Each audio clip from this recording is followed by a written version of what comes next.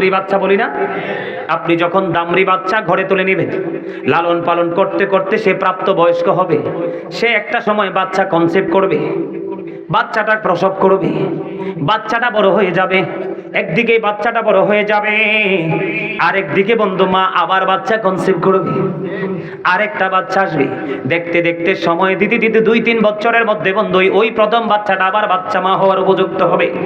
এমনি করে করে আল্লাহর হাবিব বলে দিয়েছেন, তুমি যদি পৃথিবীর বুকে ছোট্ট একটা খেজুর যদি দান করে যাও, ওই যেমনি করে গৃহপালিত পশু পালন করার পরে বাড়তে বাড়তে বাড়তে বাড়তে পুরো গোয়াল ঘরটা তোমার পরিপূর্ণ হয়ে যায়। তুমি ছোট্ট একটা খেজুর দান করে গেছো, 20 বছর পরে মারা গেছো, মারা যাওয়ার পরে দেখবো ওই ঘরটা যেমনি পূরণ হয়ে গেছে ছোট্ট দামরি বাচ্চা থেকে, ওই ছোট্ট খেজুর পরিমাণ দান থেকে তোমার আমল নামার জন্য বিশাল পাহাড় পরিমাণ নেক বরাদ্দ হয়ে গেছে। এই জন্য নবী বলেছেন, বেশি যদি না পারো ছোট্ট খেজুর তুললে একটু দান করে যাও। জোরে জোরে বলুন সুবহানাল্লাহ। আমি আপনাদেরকে প্র্যাকটিক্যালি আরেকটা মেসেজ দিব বন্ধু। আপনারা সবাই জানেন কিছুদিন আগে অগ্রহণ মাস তো চলে না, এটা অগ্রহণ তো চলে। আমার দাদা ভাই যারা আছেন এখানে মুরব্বী, এখনকার ছেলেরা তো উত্তর দক্ষিণ পূর্ব পশ্চিম না, এটি কোন দিকে আছে নিজেও জানে না, ঠিক কিনা বলে? আমার দাদা ভাই যারা, আপনারা কি অগ্রহণ মাসে বৃষ্টি দেখছেন? দেখেন নাই? জীবনে দেখছেননি? আরো জোরে বলে। আমি যখন ছোট ছিলাম মায়ের সাথে অনেক কাজ করেছি বন্ধু। আমি যখন ছোট ছিলাম, এখনো মায়ের সাথে কাজ করার চেষ্টা করি, কিন্তু এই সময় তো এখন আর পাই না বন্ধুরে আমার। একজন হাসতে হাসতে আইতে আছে, কিছু কইবেন নি? ও শুনতে আইছে? আচ্ছা আলহামদুলিল্লাহ। আমার দিকে তাকান, অগ্রহণ মাসে বৃষ্টি দেখছেন নি কোনোদিন? গাছে বড়ই পাইকা লাল হয়ে রয়েছে, বড়ুর মধ্যে পোকা দেখছেন নি কোনোদিন? বাড়ির আঙ্গিনায় পেয়ারা গাছ অত্যন্ত সুস্বাদু এবং হাড়ের একটা বড় ওষুধ বললেই চলে পেয়ারা, পেয়ারার মধ্যে পোকা জীবনে দেখছেন নি? এখন পেয়ারা মন করে খাওয়া যায় না ও বন্ধু, পাকার আগে আগেই পোকা বসত বিটা বানায়। ছোট্ট একটা বড়ই বাংলাদেশের প্রিয় একটা ফল, বাড়ির আঙিনায় আঙিনায় হয়, আপনি মন মতে পাকা বড়ই খাইতে পারেন না, কীটনাশক ছাড়া পোকায় সে বসত বাড়ি বানায়। আছে না নাই? আমি এই বট দেখেছি, আমার বাবা কাঁঠাল কিনে নিল বাসায়, আমি দেখলাম কাঁঠাল ভাঙ্গার পর অনেক মজার কাঁঠাল, কিন্তু তার পুরো কোষ পুরো কোয়াগুলোর চারপাশে বন্ধু পোক লড়াচড়া করতেছে। এগুলো কেন রে?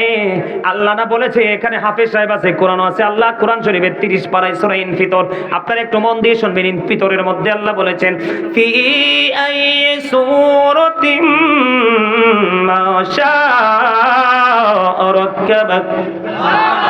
আল্লাহ ক্রিয়েটেড দ্য মাইন্ড। আল্লাহ বলেছেন আল্লাহর মন মতো করে আমাদেরকে গঠন করেছে। সূরা 3 এর মধ্যে ঢুকে নতিন ওয়াজ যাইতুন ও তুরি সিনিন, এই সূরার নাম শুনছেন কিনা? এটাও কোরআন শরীফের 30 পারায় আল্লাহ বলেছেন, লাকাদ খালাকনাল ইনসানা ফি আহসানি তাকওয়িম। আল্লাহ আসমান জমিন চন্দ্র সূর্য যা কিছু আছে বন্ধু 18,000 মাখলুকাতের মধ্যে সবচেয়ে সুন্দর করে সৃষ্টি করেছে মানুষকে। একদিকে বলেছেন সব কিছুর চাইতে সুন্দর, আরেকদিকে বলেছেন ইচ্ছে মতো করে আমাদেরকে বানাইছে। তারপরেও কেন গো আমাদের জন্য এত গজব অপেক্ষা করতেছে? আল্লাযী খালাকাল মাউতা ওয়াল হায়াতা লিয়াবলুওয়ান্নাস। আল্লাহ রাব্বুল আলামিন শেয়ার করে দিয়েছেন বন্ধু, জীবন যিনি সৃষ্টি করেছেন, মৃত্যু তিনি সৃষ্টি করেছেন একমাত্র মানুষকে পরীক্ষা করার জন্য। কি করার জন্য? কথা বলে না কেন? জীবন মরণ দিয়েছেন মানুষকে পরীক্ষা করার জন্য। এই পরীক্ষা করার জন্য আল্লাহ বলেছেন, দেখেন কি হার্ড কথা, সূরা ইউনূসের 44 নম্বর আয়াত করে দেখেন। আল্লাহ বলেছেন, ইন্নাল্লাহা লা ইয়াযলিমুন নাসা শাইআন ওয়ালাকিন্নান নাসা আনফুসাহুম ইয়াযলিমুন। আল্লাহ বলেছেন আল্লাহ মানুষের উপর অত্যাচার করে না, মানুষ নিজেই নিজের উপর অত্যাচার করে। যাইবেন কোথায়? যাওয়ার রাস্তা আসেনি, দোষ দেওয়ার মতো কোনো সুযোগ আসেনি। আরো জোরে বলেন। দোকান পাটে বাজারে চৌমনিতে সিসি ক্যামেরা লাগাইলে মানুষ পাগল হয়ে যায়, ভয় পায়, ঠিক না ঠিক? কিন্তু চিরস্থায়ী সিসি ক্যামেরা যে দুই কাঁধে খবর তো নাই।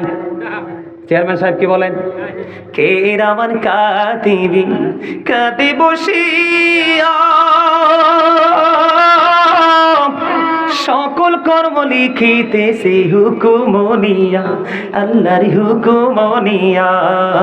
40 কদম হাঁটিয়া আসবে রে সজন, মুনকারে নাকির হাজির হইবে রে তখন। অস্বীকার করতে পারবেন? আল্লাহ বলেছেন আল্লাহ বান্দার উপর জুলুম করে না, বান্দা নিজেই নিজের উপর জুলুম করে। আল্লাহ doesn't wrong his slave, we are the ones who do wrong. আল্লাহ বলেছেন আল্লাহু লা ইউহিব্বুজ জালিমিন, যারা জুলুম করে অত্যাচার করে আল্লাহ তাদেরকে ভালোবাসে না। আল্লাহ বলেছেন ওয়ালিজ জালিমিনা মিন আনসার, আল্লাহ বলেছেন জালেমরা যখন বিপদে পড়ে যাবে আল্লাহ তাদের জন্য কোন ধরনের কোনো সাহায্যকারীও রাখে না। কথা কি বুঝে আসছে আমার? আজকের এই পরিণতির জন্য আমরা দায়ী।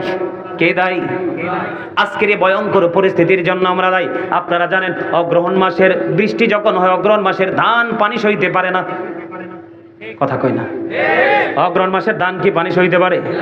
বন্ধুরে আমার, এই বছর যা ক্ষতি হয়েছে বন্ধু ফসলের, প্রতিদিন বন্ধু এক দিক থেকে আরেক দিকে দৌড়াচ্ছে, রাস্তার পাশে দেখতে পাচ্ছি কাঁচা কাঁচা ধান পানির নিচে, এগুলো উঠাতে পারবে না। এটার জন্য কারণ কি? মানুষ আল্লাহর পথে হাঁটে না। কথা বুঝেন নাই? আমি আপনাদেরকে একটা চমৎকার নিউজ দেই। পেয়ারা গাছে পেয়ারা বন্ধু পচে যাচ্ছে, পোকা ধরেছে। আপনি তার কারণ হচ্ছে আপনি পাকার পরে নিজের ঘরে ঢুকান, কাউকে খাওয়ান না। বড়ি গাছে বড়ি পাকার পরে পাখি পর্যন্ত বসতে দেন না।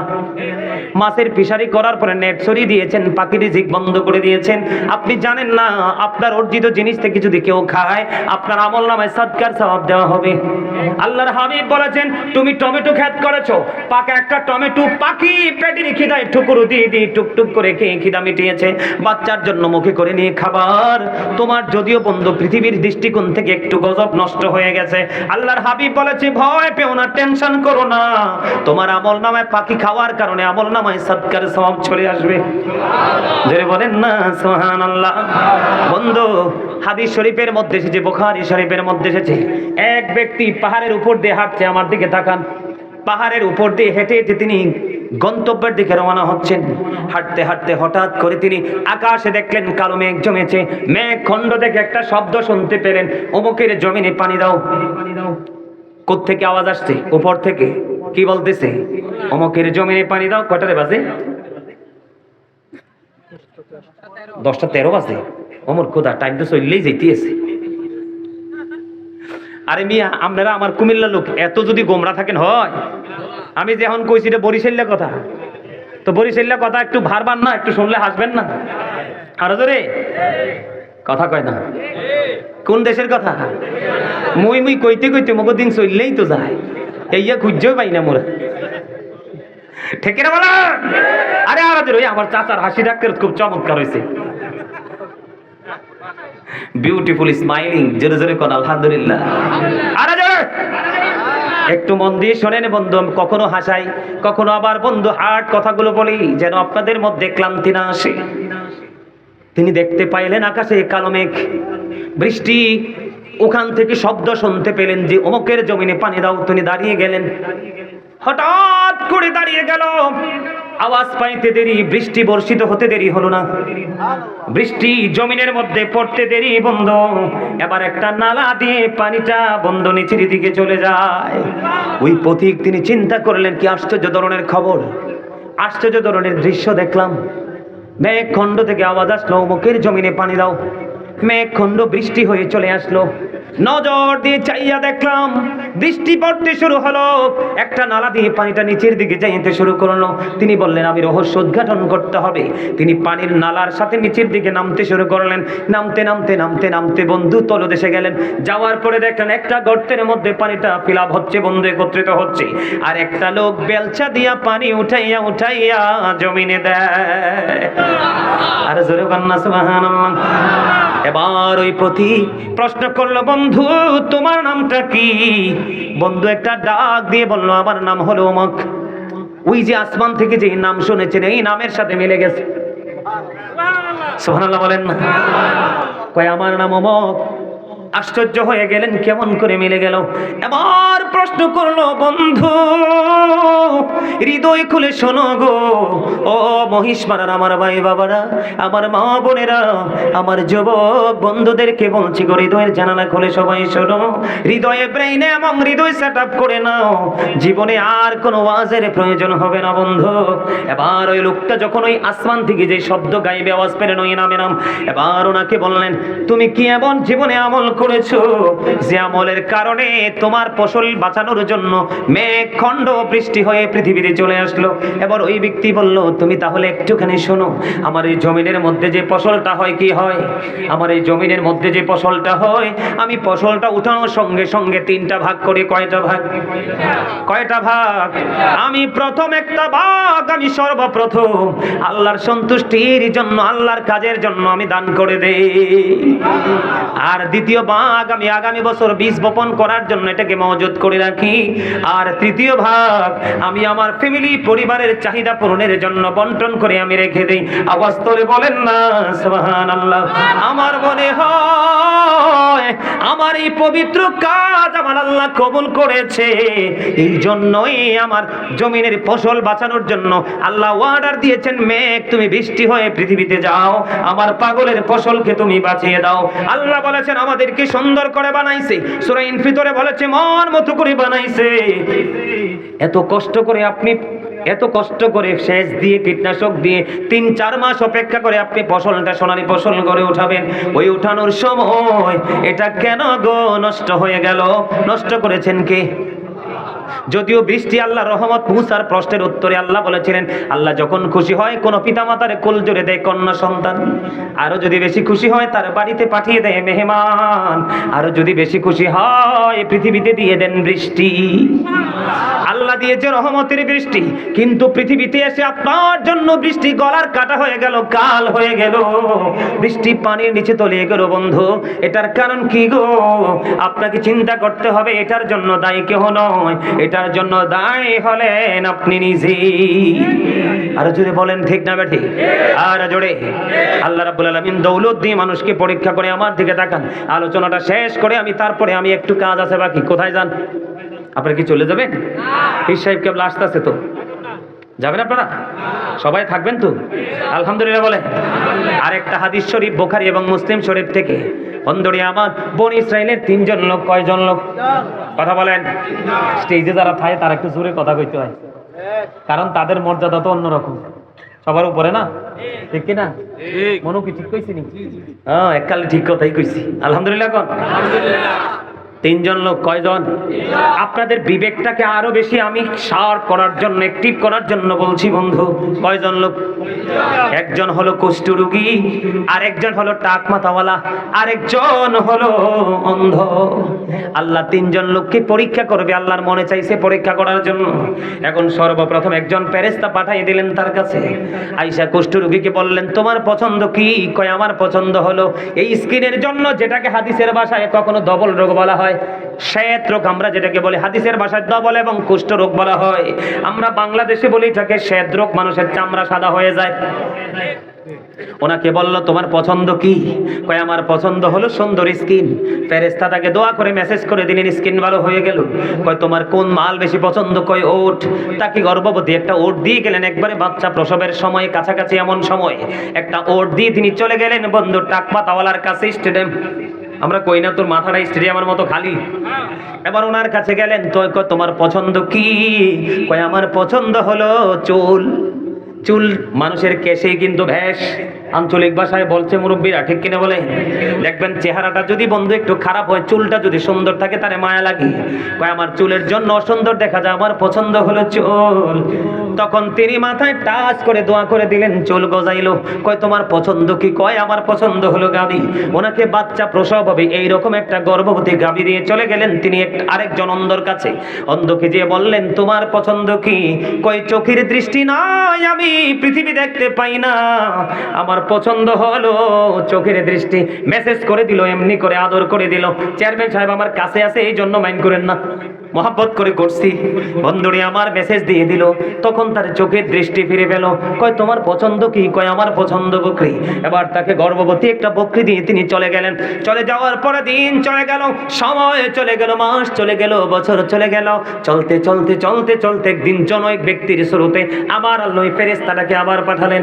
সর্বপ্রথম জনৈক ফেরেশতা যে তিনি জনৈক ব্যক্তির শুরুতে আসছেন, একেবারে দুর্বল, একেবারে দৌলতহীন, একেবারে স্বাস্থ্যটা উইক। এটা তো আল্লাহর একটা কৌশল। তিনি এবার সেই কুষ্ঠ রোগীর সাথে দেখা করলেন, দেখা করে বললেন, আমি একজন পথিক, বিপদে পড়ে গেছি, আমাকে একটু সাহায্য করো না। এবার তিনি বললেন, না না, আমি তোমাকে সাহায্য করতে পারবো না, এগুলো আমার পূর্বপুরুষ থেকে পাওয়া সম্পদ। জোরে জোরে কন্যা নাউজুবিল্লাহ। আমার হাদিসের ভাষা কি বুঝতেছে? ফেরেশতা কিন্তু একজনে আগে দিয়ে গেলেন, মার উপকার করে গেলেন, পরে পরীক্ষার জন্য আসছে। ইনি বলছেন এগুলো আমার পূর্বপুরুষ থেকে পাওয়া। ফেরেশতা বলে, না রে না, আমার মনে হয় আমি তোমাকে চিনি, আমি তোমাকে চিনি, তুমি আমাকে সাহায্য করো। কয় না, কয় তুমি যদি মিথ্যে বলে থাকো তাহলে যেন তোমাকে আল্লাহ আবার আগার জায়গায় নিয়ে যায়। নাউজুবিল্লাহ বলেন। আল্লাহটা কবুল হবে কি হবে না? এবার বন্ধু গেলেন ওই টাকমাতাওয়ালার কাছে, ওনার কাছে আগের মতো গিয়ে সাহায্য চাইলেন। উনিও প্রথম ব্যক্তির মতো বন্ধু উত্তর দিলেন, না না, দিতে পারবো না, দেওয়া যাবে না, পূর্বপুরুষ থেকে পাওয়া সম্পদ। এবার তিনি এখান থেকে বললেন, আগের মতো যদি তুমি মিথ্যে বলে থাকো তাহলে আল্লাহ যেন তোমাকে আগের জায়গায় নিয়ে যায়। জোরে জোরে কন্যা নাউজুবিল্লাহ। বন্ধুরি আমার এবার চলে গেলেন ওই বন্ধু অন্ধ লোকের কাছে, গিয়ে আগের মতো ওনার কাছে সাহায্য চাইলেন। আমি আরেকটু সুন্দর করে বুঝাইতে পারতাম, সময় কমে, এই জন্য মূল কথাটা আপনাদেরকে শোনাচ্ছি। বকরির মালিকের কাছে গিয়ে আগের মতো যখন চাইলো, চাওয়ার পরে এবার তিনি বললেন, আমি অন্ধ ছিলাম রে, আল্লাহ দয়া করে আমার দৃষ্টিশক্তি ফিরিয়ে দিয়েছে। সুবহানাল্লাহ বলবেন না? বড় লোক দুইটা অস্বীকার করলো, কথা কয় না? বড় লোক দুইটা কি করলো? ওটের মালিক গরুর মালিকের তুলনায় ছাগলের মালিক একেবারে তুচ্ছ, কথা কয় না? আপনারা কি আমরা পছন্দ করেন না? পছন্দ করলে কি না করলে কি, শেষ ভালো যার। আমার যাওয়ার টাইম হয়েছে। পরে আল্লাহর প্রিয় যারা মুমিন, যারা আল্লাহ রাসূলের পাগল যারা, তারা আফসোস করবে, ভাই রে গাজী সাহেব যদি আরেকটু থাকতো। এটা প্রেমিকের জবানের ভাষা হবে তো, আমি চলে যাওয়ার পরে তো এটা ফিল করতে পারবে।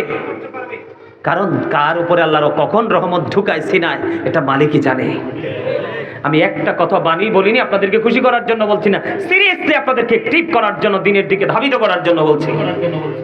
বন্ধু আমি এই জন্য বলে সব সময় the rich are not always happy, ধনীরা সব সময় সুখী নয়। ঠিকটা বলতে পারছেন না?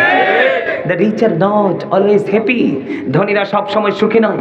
The poor are born to suffer, গরিবরা জন্মগ্রহণ করেছে দুঃখ ভোগের জন্য। বুঝে আসে না? গরিবরা যদিও লাঞ্ছিত, অপমানিত, অর্থহীন, বৃত্তহীন, নবীজি বলেছেন, আমি যখন জান্নাতে যাব আমার সঙ্গে বিশাল একটা দল সর্বপ্রথম জান্নাতে যাবে, আর এই পুরো দলের মধ্যে সবগুলো মানুষ থাকবে পৃথিবীর গরিব মানুষগুলো। বন্ধুরে আমার এবার ওই অন্ধ লোকটা বলতেছে, হাই রে আমার চোখটা অন্ধ ছিল রে, কিছু দেখতে পাইতাম না, মালিক দয়া করে আমার দৃষ্টি ফিরিয়ে দিয়েছে, আমার কাছে পৃথিবী সুন্দর লাগে।